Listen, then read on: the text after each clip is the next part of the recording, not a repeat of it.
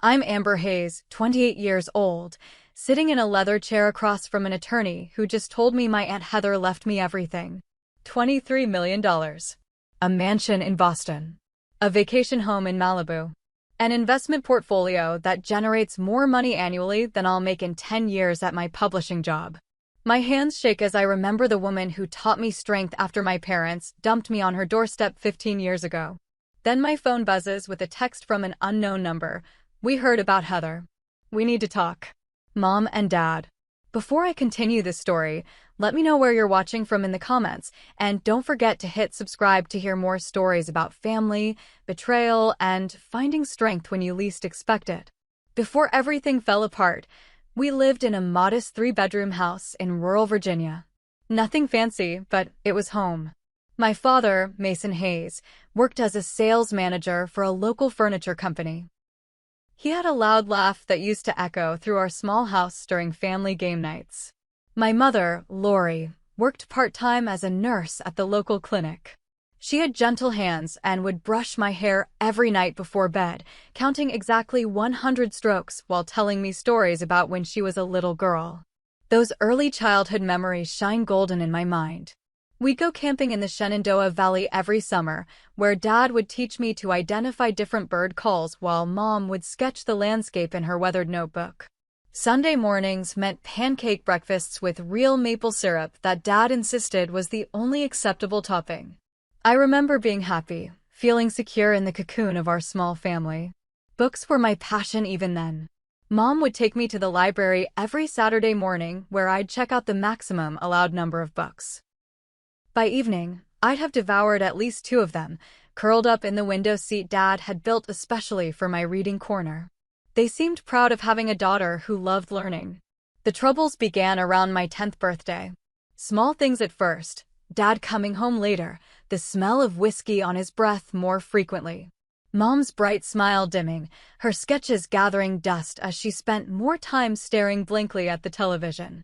Bills piled up on the kitchen counter, some of them stamped with angry red letters. The camping trip stopped. So did the pancake breakfasts. By the time I turned 12, the arguments had become a nightly soundtrack. They thought I couldn't hear them behind their bedroom door, but their voices carried through our small house. Money problems. Dad's drinking. Mom's growing depression.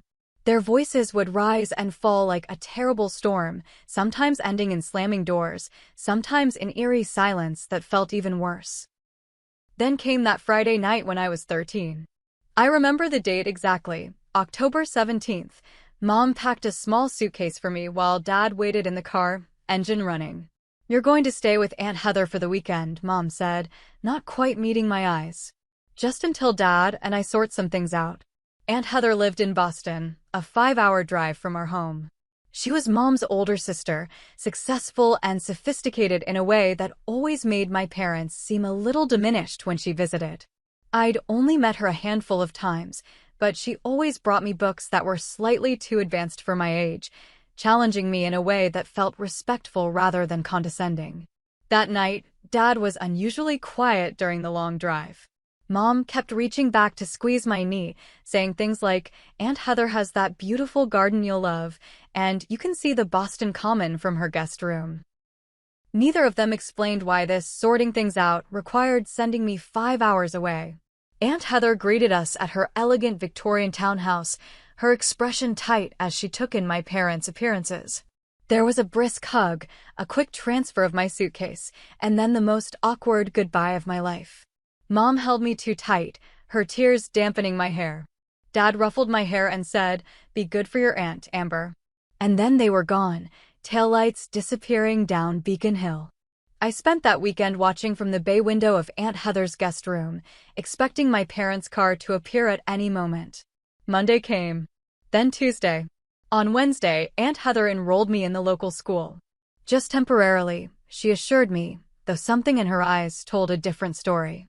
The phone call came the following Sunday. I lunged for Aunt Heather's landline, certain it was Mom and Dad saying they were on their way to get me. Instead, I heard Mom's voice, distant and rehearsed, telling me they had needed to start over and had moved to California. They would send for me when they were settled, she promised. I waited for more details, for a time frame, for anything that would make sense of what was happening. There was only the sound of her breathing and Dad's voice in the background saying something I couldn't make out. "But when?" I asked, my voice small. "When will you come get me?" "We'll call again soon, honey. We love you." The line went dead, and so did something inside me. The next few months exist in my memory as a blur of pain. Nightmares plagued my sleep, dreams where I was running after my parents' car, but my legs moved in slow motion. I refused to eat for days at a time, then would binge on whatever I could find in Aunt Heather's kitchen in the middle of the night. My grades plummeted at the new school where I refused to make friends because I was just here temporarily. Aunt Heather arranged for therapy with a kind woman named Dr. Lisa Francis, who specialized in childhood trauma. 3 times a week, I would sit in her sunlit office and either scream with rage or sit in stony silence, depending on the day. "Abandonment causes a very specific kind of wound," she would tell me gently. "It's okay to be angry. It's okay to be sad.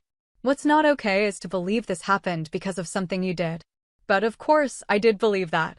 What other explanation could there be? I wasn't good enough, smart enough, lovable enough for my own parents to keep me. Over the next few years, I made 2 attempts to reconnect with my parents. The first was on my 16th birthday when Aunt Heather helped me find a phone number for them. The call went to voicemail. I left a message saying I just wanted to talk. No one called back. The second attempt came when I was applying to colleges. I wrote them a letter, addressing it to the last known address we had for them in San Diego. I told them about my college plans, about my hope to study English literature. I asked if they might come to my high school graduation.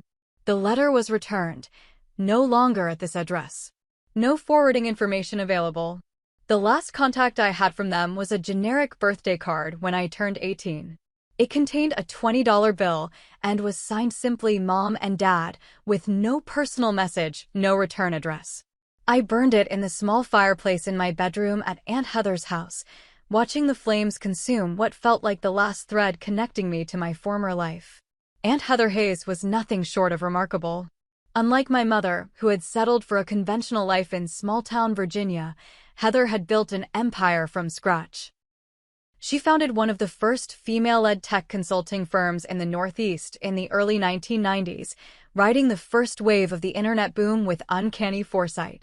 By the time I came to live with her, she had sold her company for millions, but still sat on several corporate boards and angel invested in women-led startups. Despite her wealth, Aunt Heather lived relatively modestly, if you can call a 4-story Victorian in Boston's exclusive Beacon Hill neighborhood modest. The house itself was a marvel of restored 19th-century architecture, with intricate woodwork, soaring ceilings, and windows that flooded every room with natural light. My bedroom overlooked the cobblestone street, and as Aunt Heather had promised, I could indeed see the edge of Boston Common from my window on clear days. My adjustment to life with Aunt Heather wasn't smooth. For the first year, I was consumed by anger that erupted at the slightest provocation. I got into fights at the prestigious private school where Aunt Heather had enrolled me. I snuck out at night to wander the historic streets, hoping to provoke some kind of reaction, concern, punishment, anything that might validate my pain. Aunt Heather remained steadfast, neither indulging my outbursts nor condemning me for them. The turning point came during my freshman year when the school called Aunt Heather to report I'd been skipping classes for a week. Instead of finding me at the abandoned boathouse by the Charles River where I'd been hiding out, she was sitting calmly at the kitchen table when I finally slunk home, expecting the house to be empty. "Sit down," she said, her voice level but firm. I prepared for the lecture, the punishment, maybe even the moment when she'd say I was too much trouble, just like my parents had decided. Instead, she looked at me with such raw compassion that I felt my carefully constructed walls begin to crumble. "I know you're waiting for me to give up on you," she said quietly.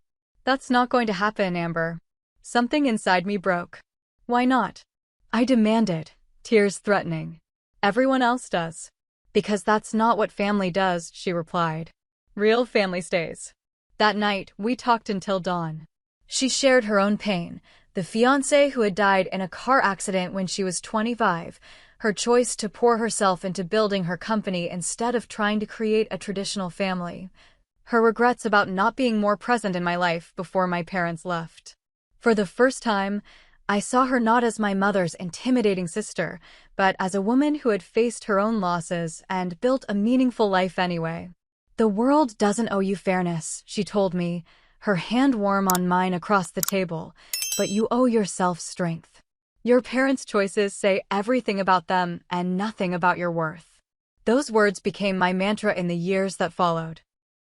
With Aunt Heather's unwavering support, I gradually found my footing. She hired tutors to help me catch up academically. She never missed a parent-teacher conference or school performance. When I expressed interest in photography, a dark room appeared in the basement. When I struggled with calculus, she sat with me night after night until the equations began to make sense. Our Sunday routine became sacred, the Museum of Fine Arts in the morning, followed by lunch at a different ethnic restaurant each week, then hours at the used bookstore in Cambridge where I was allowed to choose as many books as I could carry. During summer breaks, we traveled Paris, Rome, London, Tokyo, with Aunt Heather explaining that experiencing different cultures was an education no classroom could provide. My high school graduation was a turning point. Seated in the audience was not only Aunt Heather, but also a small contingent of her friends who had become like extended family to me. Barbara from her investment group, Philip her attorney, and several women who had worked with her in the early days of her company. They cheered embarrassingly loud when I accepted my diploma and the scholarship to Boston University that would allow me to study English literature while remaining close to home. Throughout college, Aunt Heather continued to be my rock. She read every paper I wrote, challenged my thinking when it grew lazy, celebrated every achievement no matter how small. When I landed an internship at a prestigious publishing house the summer before my senior year, she took me shopping for professional clothes and coached me through my imposter syndrome.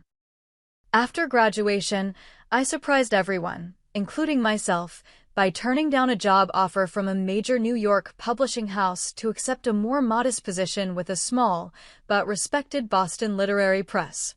"New York will always be there," I explained to a puzzled Aunt Heather. "But I'm not ready to leave home yet." The smile that bloomed on her face told me I'd made the right choice. Over the next 5 years, I worked my way up from editorial assistant to associate editor, specializing in literary fiction. I moved into my own apartment in Cambridge, insisting on paying my own rent despite Aunt Heather's offers of financial help. "I'm proud of you," she told me over dinner the night I signed my lease. "Not many people your age understand the value of making their own way." Our relationship evolved into one of mutual respect and deepening friendship. We still had our Sunday museum dates, but now we took turns choosing exhibitions. I introduced her to contemporary authors I thought she'd enjoy. She shared her business insights as I navigated office politics. When I went through a painful breakup with my college boyfriend, she held me while I cried but refrained from saying "I told you so," even though she had indeed warned me about his self-centered tendencies. The diagnosis came without warning. Pancreatic cancer, already stage 4 by the time the persistent backache drove Aunt Heather to the doctor. 6 months, the oncologist said, his face grave. Maybe less. In typical Heather fashion, she approached her illness with clear-eyed pragmatism.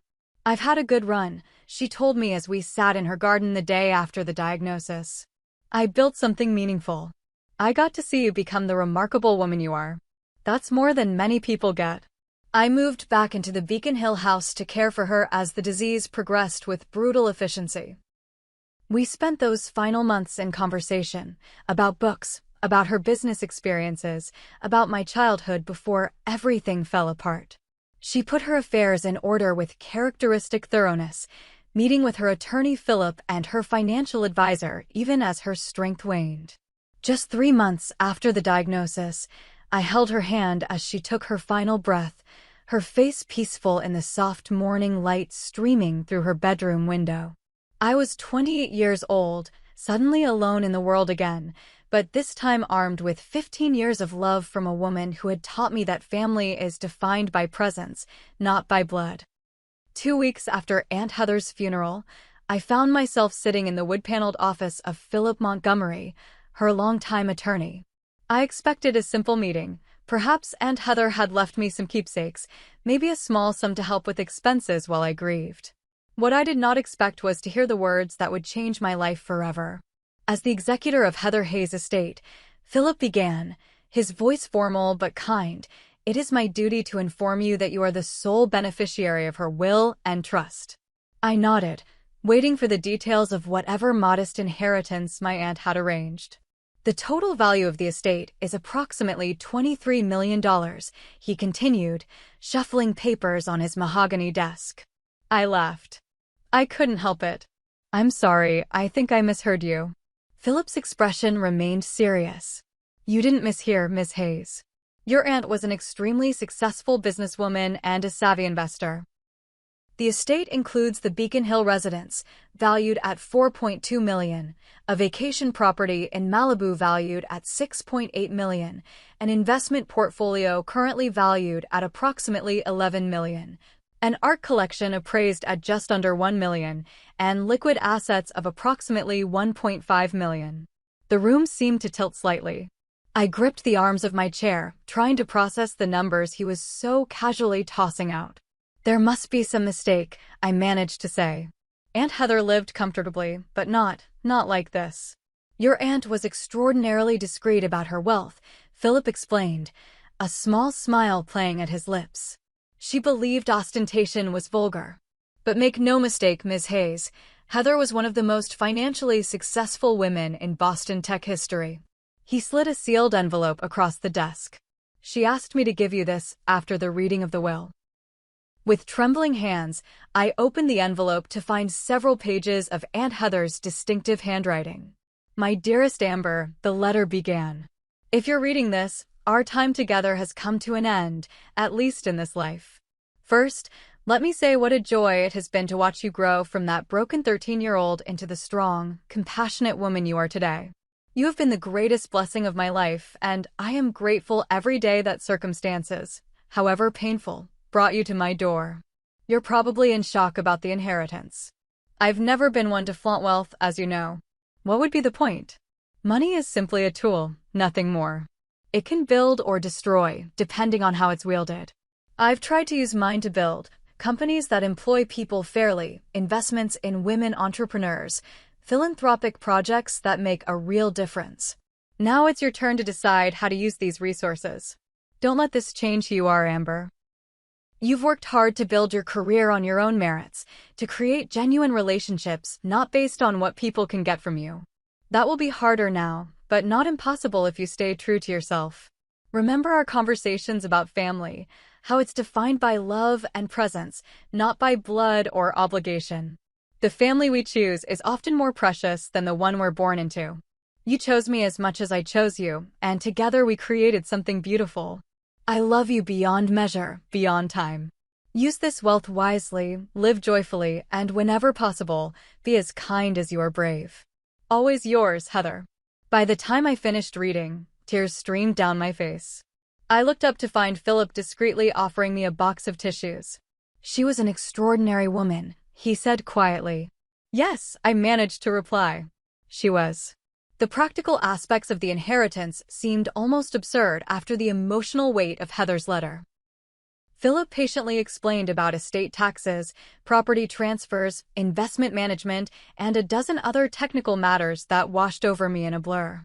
He introduced me to Barbara Chin, a financial advisor who had worked with Aunt Heather for years and whom he strongly recommended I retain. You don't have to make any decisions right away, Barbara assured me when we met later that week. Her calm efficiency reminded me of Aunt Heather. The portfolio is well diversified and stable. Take some time to grieve, to adjust to your new circumstances. New circumstances indeed. I walked through the Beacon Hill house, my house now, feeling like an imposter. Each room held memories of Aunt Heather, her reading glasses still perched on the side table by her favorite armchair, her gardening gloves tossed casually by the back door, her collection of first edition Virginia Woolf novels arranged perfectly on the library shelves.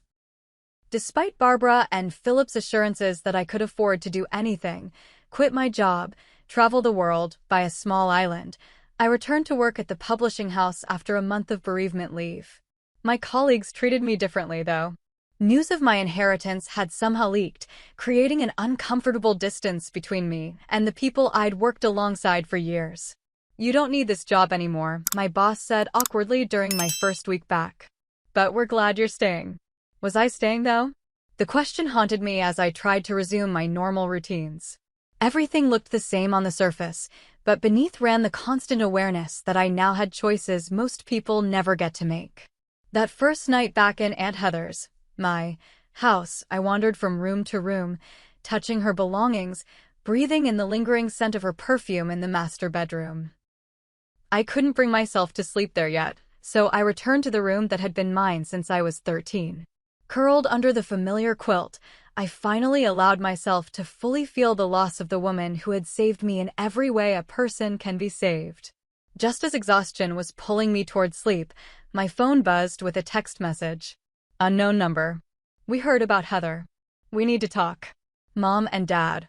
The text message sent me into an immediate panic attack.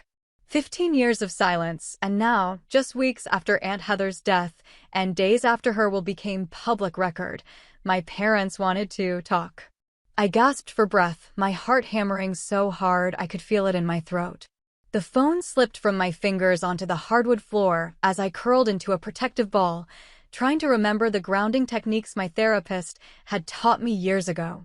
5 things I could see: moonlight through the curtains, the spines of books on my shelf, a framed photo of Aunt Heather and me at my college graduation, my discarded shoes by the door, the phone on the floor, its screen still illuminated with those 11 world-shattering words. For things I could touch: the soft cotton of my pajamas, the smooth wood of the headboard, the cool metal of Aunt Heather's watch on my wrist, the silky quilt beneath me. 3 things I could hear: a distant siren in the city, the tick of the grandfather clock in the hallway, my own ragged breathing. 2 things I could smell: the lavender sachet in my pillowcase, the faint trace of Aunt Heather's perfume that still lingered throughout the house. 1 thing I could taste: the bitter tang of fear in my mouth. As my breathing slowly returned to normal, anger began to replace panic. 15 years. They hadn't bothered to contact me for 15 years, not when I graduated high school or college, not when I got my first job, not for birthdays or holidays. But now, with Aunt Heather gone and her fortune public knowledge, they suddenly remembered they had a daughter? I needed perspective from someone who knew the whole story. The next morning, I called Jasmine Rivera, my best friend since sophomore year of college and the person who had held my hand through Aunt Heather's funeral. "Those vultures," she hissed when I showed her the text over coffee at our favorite Cambridge cafe. "Please tell me you're not actually considering meeting them." "I don't know what I'm considering," I admitted, turning my mug in anxious circles.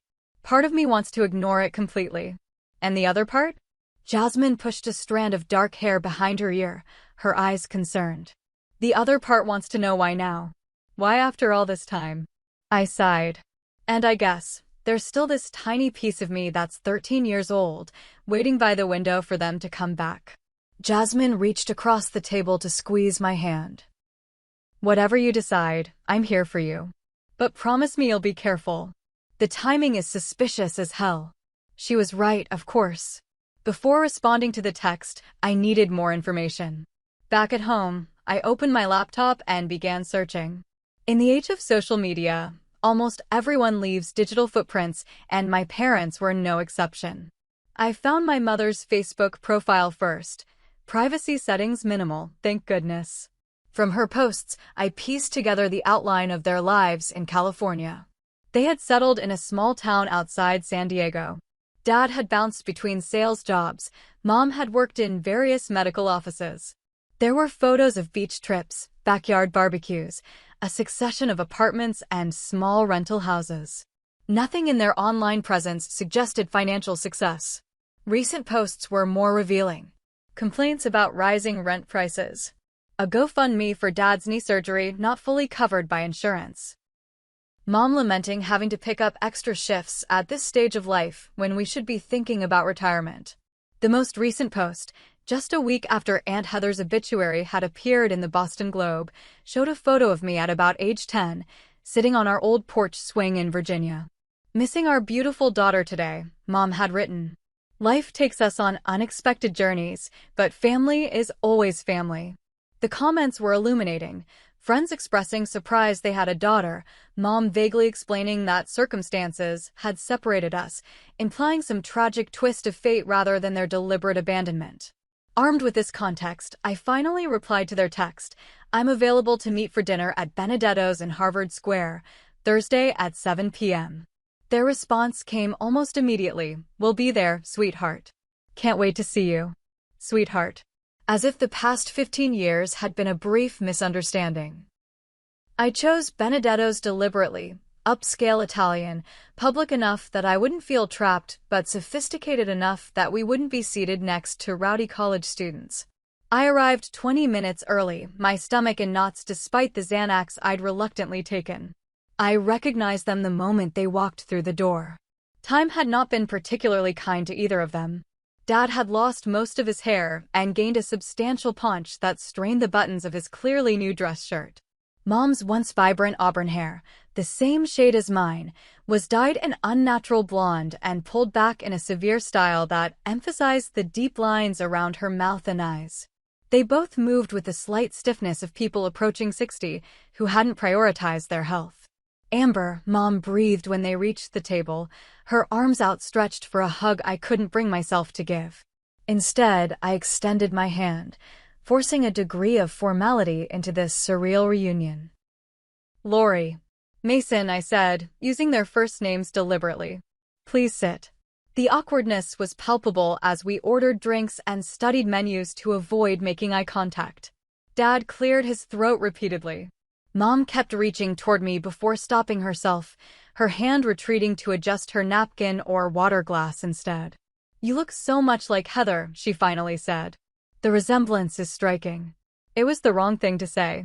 Aunt Heather and I weren't biologically related. Any resemblance would have been to my mother, her sister. The comment only highlighted how little she knew me, how completely they had removed themselves from my life. Let's not do this, I said, setting down my menu. Let's not pretend this is a normal family dinner after 15 years. Why are you here? They exchanged a glance loaded with unspoken communication. We've missed you, Dad said, his voice gruff.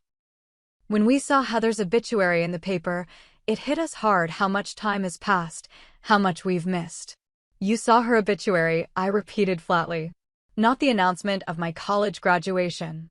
Not any of the holiday cards she sent to your last known address every year on the off chance you might want to know how your daughter was doing. Mom's eyes filled with tears.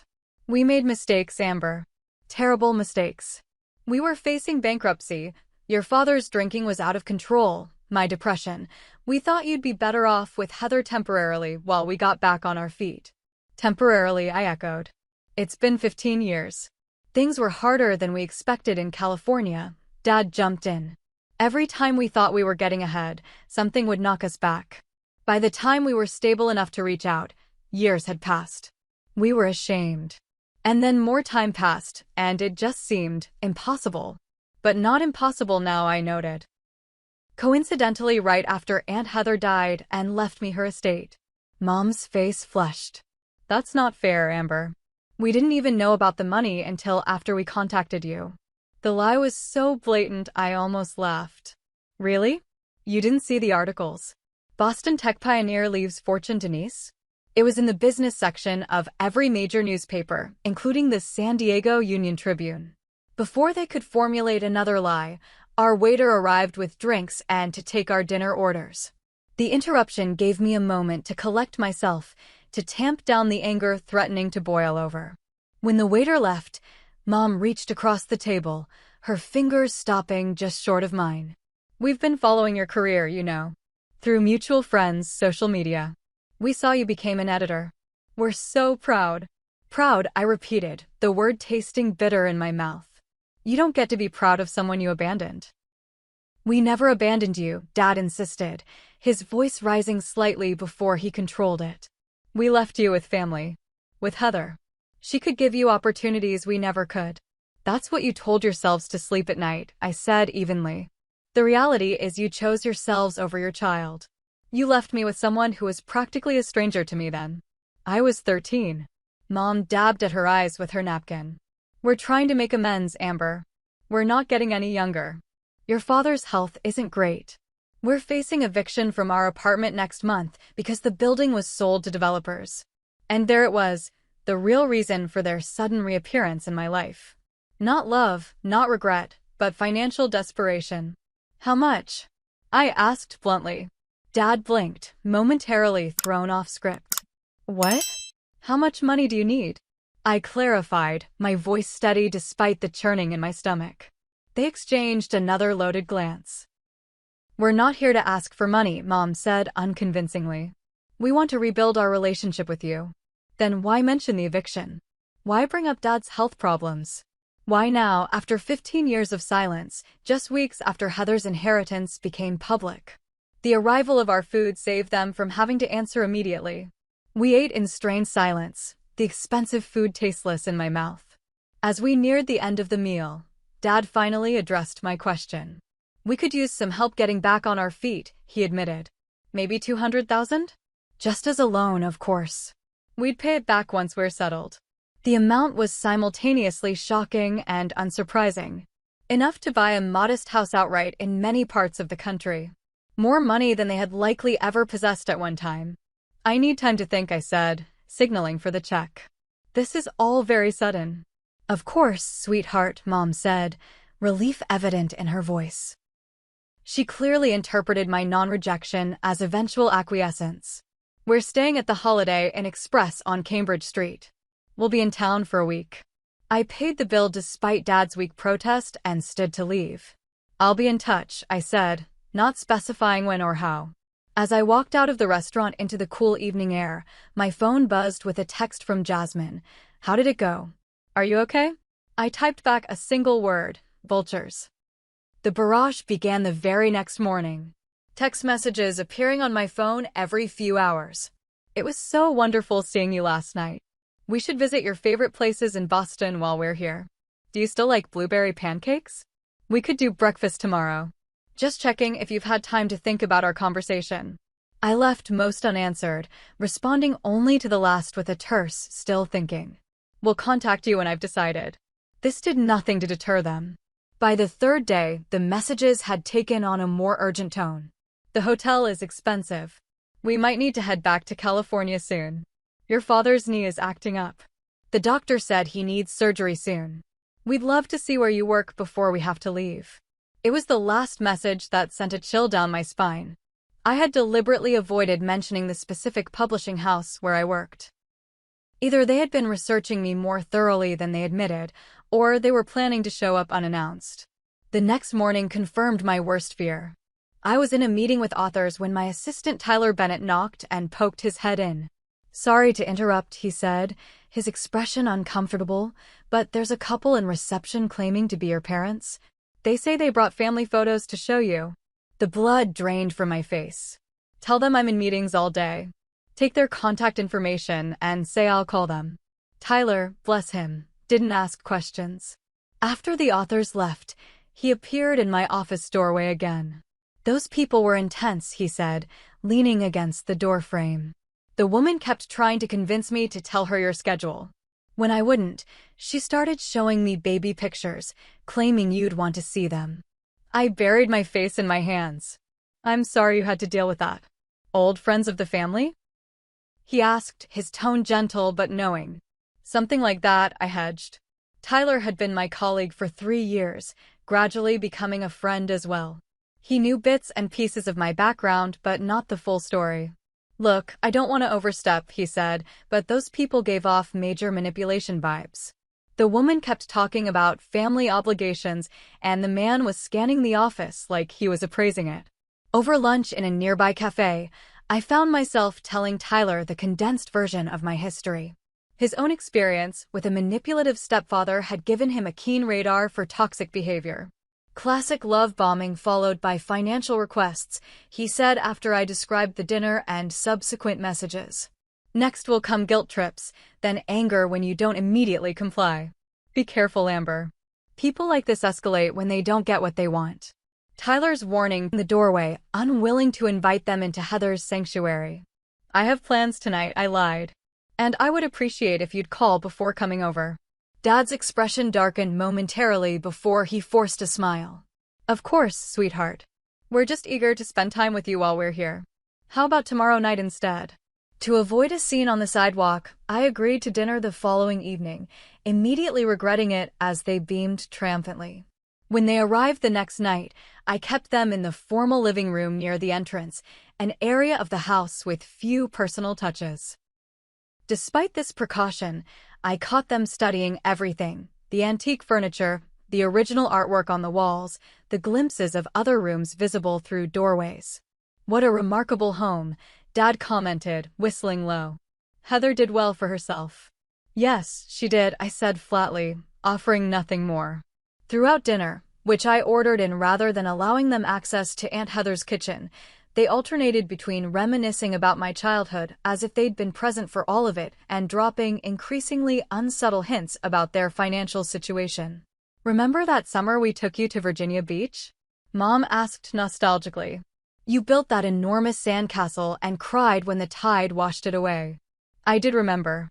I also remembered it was the last vacation we took before everything fell apart, and that nursing shifts, he continued when I didn't respond to the first comment. "And with my knee needing surgery." By dessert, they had abandoned subtlety entirely. "We've been thinking about your situation, Amber," Dad said, setting down his fork with an air of authority that made my skin crawl. "It's a lot for a young woman to handle alone, this big house, all these assets." "We could help you manage things." "I have financial advisors," I replied coolly. "And attorneys." "Family is different," Mom insisted. "We have your best interests at heart." "Do you?" I couldn't keep the edge from my voice. "Because from where I'm sitting, it seems like you're primarily interested in your own financial situation." Dad's facade of paternal concern cracked slightly. "That's unfair, Amber. We're in a tough spot right now, yes, but we're also genuinely concerned about you dealing with this inheritance alone." "I'm not alone," I said firmly. "I have people I trust. People who didn't abandon me." "That's a harsh word," Mom said, tears welling in her eyes. "We made a difficult choice in impossible circumstances." "A choice you never reconsidered for 15 years, I pointed out. "Not until Aunt Heather died and left me money." "So you won't help us?"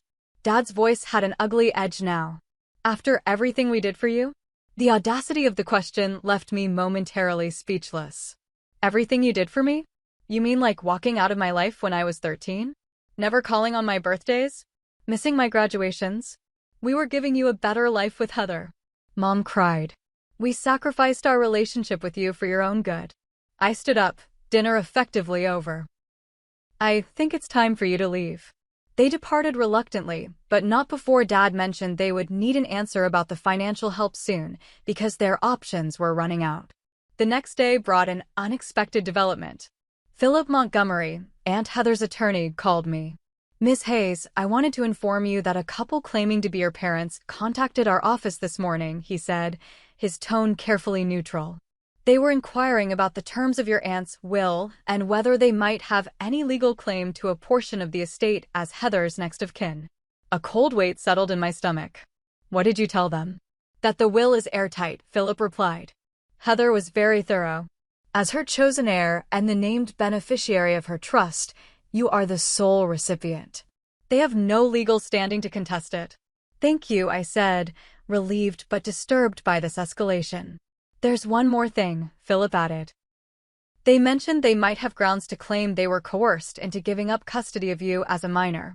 It's nonsense legally, but I thought you should be aware they're considering this angle." After hanging up, I sat in stunned silence. They were actually considering claiming Aunt Heather had somehow tricked them into abandoning me? The depths they would sink to were becoming clear. That evening, as I was sorting through some of Aunt Heather's papers in her home office, I overheard my father's voice floating through the partially open window that faced the garden. My parents were standing on the sidewalk just outside the property, Dad on his phone. "We're working on it," he was saying to whoever was on the other end. "She's reluctant, but we're wearing her down. Once we get our share, we'll be set." Our share, as if they were entitled to Aunt Heather's money. As if they hadn't forfeited any claim to family when they drove away from her house 15 years ago. When they returned the next day, again unannounced, I confronted them in the foyer. Would you have contacted me if Aunt Heather hadn't left me her estate? I asked bluntly. The question seemed to catch them off guard. They exchanged that now familiar glance that communicated volumes between them. Of course we would have, Mom finally said, but her eyes slid away from mine. We've been thinking about reaching out for years. But you didn't, I pressed. Not once in 15 years. Not until there was money involved. That's not fair, Dad protested, but there was a defensiveness in his tone that confirmed my suspicions. The inheritance just made us realize how much time had passed, how much we'd missed. I don't believe you, I said quietly. I think you saw the news about Aunt Heather's estate and decided I was your lottery ticket. Mom's face crumpled into tears, the same performative crying I remembered from childhood whenever she was confronted with uncomfortable truths. Dad's expression hardened. You've become cold, Amber, he said accusingly. The Heather Hayes School of Emotional Detachment. Is that what you learned from her? To turn your back on family? The irony was so profound I could only stare at him in disbelief. I think you should leave, I said finally. And I think we're done here. You can't mean that, Mom said, reaching for my arm. We're your parents. I stepped back, avoiding her touch. No. You're the people who gave birth to me. Aunt Heather was my parent, the one who showed up every day, who taught me what family really means. And it isn't this. I opened the front door, making my expectation clear. I'll have my attorney contact you with my final decision about financial assistance. Until then, please don't come back here. As they reluctantly stepped outside, Dad turned with one parting shot. You'll regret this, Amber. Blood is thicker than water. Funny, I replied, how you only remembered that after Aunt Heather's money entered the picture. I closed the door on their protests, leaning against it as their footsteps reluctantly retreated down the walkway. The confrontation had left me shaking, but underneath the trembling was something unexpected, a growing sense of clarity about what needed to happen next. After my parents left, I moved through the house like a hurricane. In the guest room closet, I found the box of childhood memorabilia Aunt Heather had carefully preserved. Photos, report cards, art projects from before my world imploded at 13. I pulled out every picture containing my parents and methodically tore them to pieces, watching the fragments flutter into the wastebasket like toxic confetti. My breath came in gasps, my vision blurred with tears I refused to acknowledge. When the destruction was complete, I sank to the floor, overwhelmed by a panic attack more severe than any I'd experienced in years. This wasn't how healing was supposed to feel. This raw, jagged pain wasn't the closure I'd imagined during all those therapy sessions. This was old wounds ripped open, salt ground into them by the very people who had inflicted them in the first place. The next morning, I called Dr. Diana Winters, the therapist I'd seen occasionally since college whenever life became overwhelming. She made space for an emergency session that afternoon. They're trying to manipulate you, she confirmed after I recounted the events of the past week. This isn't about reconnection or making amends. This is about exploitation. I know that intellectually, I admitted, twisting a tissue between my fingers. But there's still this part of me, this stupid, vulnerable part, that wants to believe they actually care. That's not stupid, Amber, Dr. Winters said gently. That's the 13-year-old girl who's still waiting by the window. She deserves your compassion, not your contempt. We spent the hour developing strategies for maintaining boundaries, for honoring my feelings without letting them drive self-destructive decisions. As I was leaving, Dr. Winters fixed me with a serious look. These people have already taken 15 years of your life, she said. Don't give them the power to take your peace now. I left her office feeling steadier, only to have that calm shattered by a call from Jasmine. Your father contacted me on Facebook, she said without preamble. He's messaging everyone he can find connected to you, telling them you're being unduly influenced by your late aunt's advisors who are trying to separate you from your loving family. What? I pulled my car over to the curb, unable to drive through the fresh wave of rage. It gets worse, Jasmine continued. He's suggesting to mutual connections that your aunt brainwashed you as a vulnerable teen, and that's why you're refusing to help your struggling parents in their time of need. The campaign of manipulation had expanded beyond me to include my social circle. By evening, 3 more friends had reported similar messages. My parents were attempting to leverage social pressure to paint themselves as victims and me as the villain in their narrative. The next morning brought an email from my father, the subject line ominously reading "Legal Options." Amber, it began without preamble, "We've consulted an attorney about our rights as your parents and Heather's next of kin. While we would prefer to resolve this as a family, we are prepared to pursue our rightful share of the Hayes estate through legal channels if necessary. As your mother's sister, Heather had a moral, if not legal, obligation to consider the entire family in her estate planning. We urge you to reconsider your position before this becomes unnecessarily adversarial." Dad, it was a bluff. I knew from Philip that they had no legal claim, but the threat itself represented a new level of aggression. They were no longer pretending this was about rebuilding a relationship.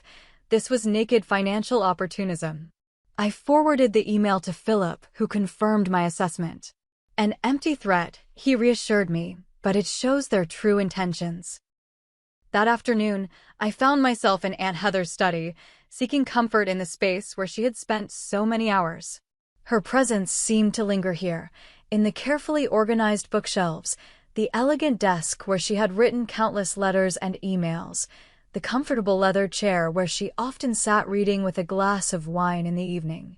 On impulse, I opened her file cabinet, looking for I wasn't sure what, perhaps some document that might help me understand the early days after my parents left. In a folder labeled simply "Hayes Family," I found something unexpected: correspondence between Aunt Heather and my parents dating back 15 years. The first letter, written just a month after they left me, was from Aunt Heather to them, providing an update on how I was settling in and inquiring when they planned to visit. Their response was brief, explaining they were still getting established in California and would be in touch about visitation soon. The correspondence continued sporadically over the next year, with Aunt Heather's letters growing increasingly concerned and my parents' responses increasingly vague about their plans to reconnect with me. Then I found it, the letter that changed everything. Dated about 18 months after they left me, it was from my father to Aunt Heather, requesting a substantial loan to help them purchase a house in San Diego. He mentioned a figure, $150,000, and suggested that such financial assistance would help create stability that would allow Amber to eventually join us in California. Aunt Heather's response was firm but compassionate. "I cannot in good conscience provide such a loan when Amber has not heard from you in months. She is finally beginning to heal and establish a sense of security here. Money cannot be conflated with Amber's well-being. If you genuinely wish to rebuild your relationship with your daughter, I encourage you to start with regular phone calls and visits, independent of any financial considerations." There was no response to this letter in the file.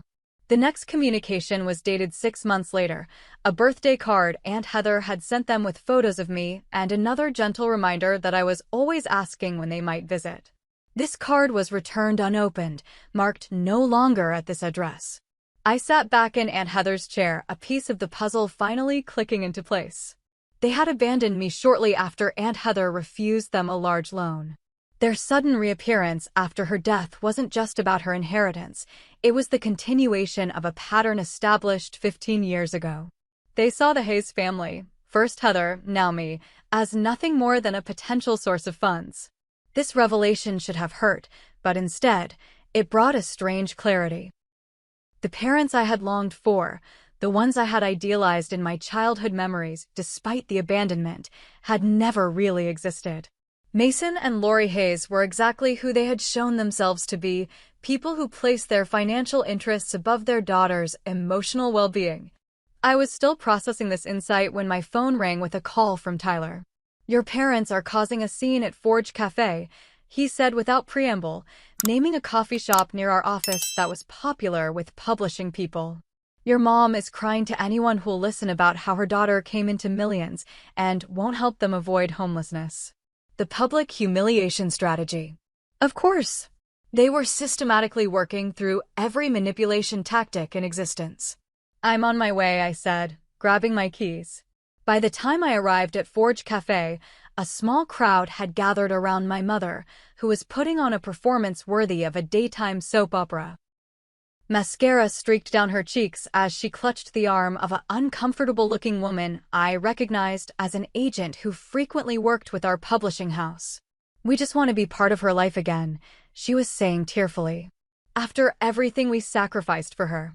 My father stood beside her, his expression a masterful blend of concern and embarrassment, as if he were reluctantly supporting his wife's emotional outburst rather than orchestrating it. "Mom, Dad." My voice cut through the murmurs of the onlookers. "This needs to stop." My mother's head whipped around, her expression momentarily triumphant before rearranging into martyred suffering. "Amber, we've been trying to reach you." "Not here," I interrupted, acutely aware of the audience. "Outside." "Now." Surprisingly, they complied, following me out to the sidewalk where I led them around the corner to a less trafficked area. "What exactly do you think this will accomplish?" I asked, my voice low but intense. "Humiliating me publicly? Spreading lies to my colleagues." "We're desperate, Amber," my father said, dropping the concerned parent act now that we were relatively private. "The eviction notice is real. Your mother's medical bills are real." "And whose fault is that?" I countered. "You've had decades to build financial security. Instead, you're trying to cash in on the sister-in-law you cut ties with and the daughter you abandoned." "We made mistakes," my mother said, her voice taking on a harder edge now that the performance was over. "But family helps family in times of need. That fortune should have been shared among Heather's relatives, not just dumped in your lap." "That fortune represents Aunt Heather's life work," I said coldly. "Work she did while also raising me, your responsibility that you walked away from. She earned every penny, and she had the right to leave it to whomever she chose." "So that's it?" My father's face flushed with anger. "You're going to let your own parents end up on the street while you live in a mansion?" "I haven't decided what, if anything, I'm going to do for you," I replied evenly. "But these public scenes and manipulation attempts ensure it won't be much." I turned to leave, but my father grabbed my arm, his fingers digging in painfully. "You ungrateful little." "Let go of me," I said, my voice deadly quiet. "Now, or the next scene you cause will be in the back of a police car." He released me, stepping back with undisguised contempt. "You're just like her. Cold. Calculating." "Thank you," I said sincerely. "That's the nicest thing you could have said to me." As I walked away, my mother called after me. "This isn't over, Amber. We're still your parents." I didn't turn around, but her words followed me like a toxic cloud. The confrontation had left me shaking with adrenaline and repressed rage. I found myself driving aimlessly, eventually pulling into Mount Auburn Cemetery where Aunt Heather was buried. Her grave was still fresh, the granite headstone recently installed. I sat on the bench nearby, wishing desperately that I could ask her advice one more time. "What would you do, Aunt Heather?" I whispered, trailing my fingers over the cool stone. "How do I honor what you taught me while protecting myself from them?" No supernatural answer came, of course, but as I sat there, I could almost hear her voice in my memory. "The world doesn't owe you fairness, but you owe yourself strength." Strength didn't mean cruelty. It didn't mean becoming as manipulative as my parents. But it also didn't mean capitulating to emotional blackmail or guilt. As the afternoon light filtered through the cemetery's ancient trees, a plan began to form in my mind. I would confront my parents one final time, not in public, not in Aunt Heather's home, but on neutral ground where I could set clear boundaries from a position of power rather than reactive emotion. I texted them both, "Tomorrow, 10 a.m., holiday in Express lobby. Last conversation we'll have on this topic. After that, you either accept my terms or we're done permanently." Their response came within minutes. "We'll be there." For the first time since receiving their initial text message, I felt completely clear about the path forward. This wasn't about revenge or punishment. It wasn't even about the money, really. It was about honoring Aunt Heather's legacy by refusing to let manipulation and guilt override my own well-being, the most important lesson she had taught me. The Holiday Inn Express lobby was nearly empty when I arrived at exactly 10 a.m. the next morning. I had chosen their hotel deliberately. This was their temporary territory, not mine, which would make my departure easier when the time came. I spotted my parents sitting in a corner arrangement of armchairs, their expressions brightening with anticipation when they saw me. I looked different than I had at our previous meetings. Gone was the uncertain, emotionally reactive daughter they had been manipulating. Today I wore one of Aunt Heather's elegant pantsuits, tailored perfectly to my frame, with her signature pearl earrings and the quiet confidence she had cultivated in me over 15 years. "Thank you for coming," I said formally, taking the seat across from them without offering a handshake or any other physical greeting. "Of course, sweetheart," my mother began, reaching toward me. I held up a hand to stop her. "I'm not here for reconciliation or negotiation. I'm here to tell you my decision and the conditions attached to it." They exchanged a glance, visibly recalibrating their approach. "First, let me be absolutely clear. You have no legal claim to Aunt Heather's estate. Her will is ironclad, and any attempt to challenge it would be both futile and expensive for you." My father opened his mouth to object, but I continued before he could speak. "Second, while I have no legal obligation to provide you with anything, I recognize the practical reality of your situation. You're facing eviction, you have medical bills, and you're approaching retirement age with insufficient savings." Hope flickered in their eyes, the scent of money within reach. "Therefore, I am prepared to offer you a one-time gift of $5,000, contingent upon your signing a legal agreement that precludes any future claims against Aunt Heather's estate or any further financial requests directed at me." The amount was deliberate, enough to help with immediate needs like security deposit on a new apartment, but nowhere near the windfall they had been expecting. The shock on their faces would have been comical if the situation weren't so painful. $5,000, my father sputtered, his face flushing deep red. "That's insulting. That house alone is worth millions." "It's not an insult. It's a boundary," I replied evenly. "One I should have established the moment you texted me after 15 years of silence." "But we're your parents," my mother pleaded, tears already gathering. "After everything we've been through." "Everything you've been through?" I interrupted, my voice still calm but steely. "You made a choice 15 years ago to prioritize yourselves over your child. That was your right as adults. But choices have consequences, and one consequence is that you forfeited any claim to parental privilege. So this is punishment," my father sneered. "Heather poisoned you against us, and now you're getting revenge." "This isn't punishment, it's reality," I corrected. "I'm not withholding millions out of spite. I'm offering a reasonable one-time gift while protecting myself from ongoing exploitation." "Exploitation?" My mother's voice rose dramatically. "We just want what any parents would want, to be part of our daughter's life again." "Really?"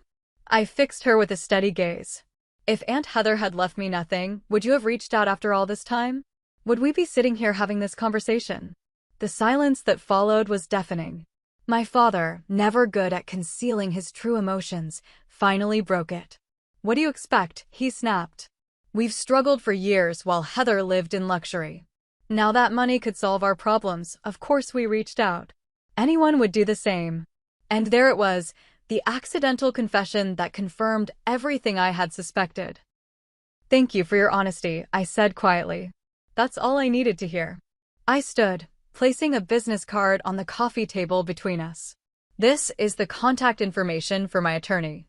If you decide to accept my offer, he'll handle the paperwork and fund transfer. The offer expires in 30 days. That's it." My mother's voice cracked with genuine distress now. 15 years and you're reducing our relationship to a business transaction? The irony of her statement was breathtaking. "I learned something important from Aunt Heather," I said, looking down at them both. "Family isn't defined by blood or obligation. It's defined by love and presence. By showing up day after day through hardship and joy. By choosing each other repeatedly, even when it's difficult." I shouldered my bag, ready to leave. "You chose to walk away from me when I needed you most. Aunt Heather chose to become my family when she had no obligation to do so. I'm simply honoring the choices that each of you made." "We'll contest the will," my father threatened, standing to block my path. "We'll tell everyone how Heather manipulated a vulnerable child." "You're welcome to try," I interrupted calmly. "But consider this. Any legal challenge would involve depositions about why you abandoned your 13-year-old daughter, documentation of your complete absence from my life for 15 years, and evidence of your attempts to emotionally manipulate me after Heather's death. Are you prepared for that level of public scrutiny?" The color drained from his face as the implications sank in. "The offer stands," I said, stepping around him. $5,000, a legal agreement ending all claims, and we go our separate ways. Or you can walk away with nothing but the knowledge that you tried to exploit your daughter and failed." My mother reached for my arm as I passed. "Amber, please. We're still your family." I paused, looking into the eyes that were so similar to mine in color, but so different in what they revealed about the person behind them. "No," I said gently, removing her hand. "You're not. And that's okay. I have built a beautiful life without you in it. I wish you well, but I don't need you in that life moving forward." With those words, I walked out of the hotel lobby and into the bright spring morning, feeling lighter than I had in weeks. There were tears on my cheeks, but they weren't tears of grief or anger. They were the release of expectations I had carried for too long, the final acknowledgement that the parents I had yearned for existed only in my childhood memories. 6 months later, I stood on the steps of Boston University's School of Education, watching the first recipients of the Heather Hayes Scholarship for Resilient Youth accept their awards. 10 students who had overcome family abandonment, foster care, or other significant childhood traumas, all receiving full tuition and mentorship through the foundation I had established in Aunt Heather's name. After careful consideration with Barbara Chin and Philip Montgomery, I had allocated a significant portion of my inheritance to this foundation, focusing specifically on supporting young people who had experienced family disruption. The work had given me purpose, transforming Aunt Heather's financial legacy into something that reflected the emotional legacy she had given me: strength, resilience, and the capacity to build a meaningful life despite early wounds. My parents had eventually accepted the $5,000 and signed the legal agreement, disappearing back to California without further contact. According to Philip, they had attempted to sell their story to a local newspaper, Millionaire Heiress Abandons Parents, but the reporter had done enough research to question their narrative, and the piece was never published. After the scholarship ceremony, Jasmine, Tyler, and several other friends joined me for dinner at Aunt Heather's favorite restaurant. As we toasted to the foundation's successful launch, I felt Aunt Heather's presence among us, not as a ghost or supernatural being, but as the enduring influence of someone who had shown me the true meaning of family. "To Aunt Heather," I said, raising my glass, "who taught me that family isn't about blood or obligation, but about love and presence." "To Aunt Heather," my chosen family echoed, glasses clinking in the warm restaurant light. Later that night, alone in what was now truly my home, I stood in Aunt Heather's study, my study now, and looked at the photo of us on her desk. It had been taken at my college graduation, both of us beaming at the camera, her arm around my shoulders protectively and proudly. "Thank you," I whispered to her image, "for everything." The inheritance had changed my life in ways I was still discovering, but the most valuable gift Aunt Heather had left me wasn't the money or properties or investments. It was the understanding that family is something we create through love and commitment, not something we're entitled to by accident of birth. It was the knowledge that we can rebuild ourselves after abandonment, that we can choose who belongs in our lives rather than accepting toxic relationships out of obligation. As I prepare to welcome the scholarship recipients to a mentoring session tomorrow, I can't help but reflect on how far I've come from that 13-year-old girl waiting by the window for parents who weren't coming back. The journey hasn't been easy, but it has led me exactly where I need to be. What about you? Have you ever had to set difficult boundaries with family members? How did you balance compassion with self-protection? Share your experiences in the comments below, and don't forget to subscribe for more stories about finding strength in unexpected places. Remember, sometimes the family we choose gives us the courage to become who we're truly meant to be. Thank you for joining me on this journey, and I wish you the wisdom to recognize the true meaning of family in your own life.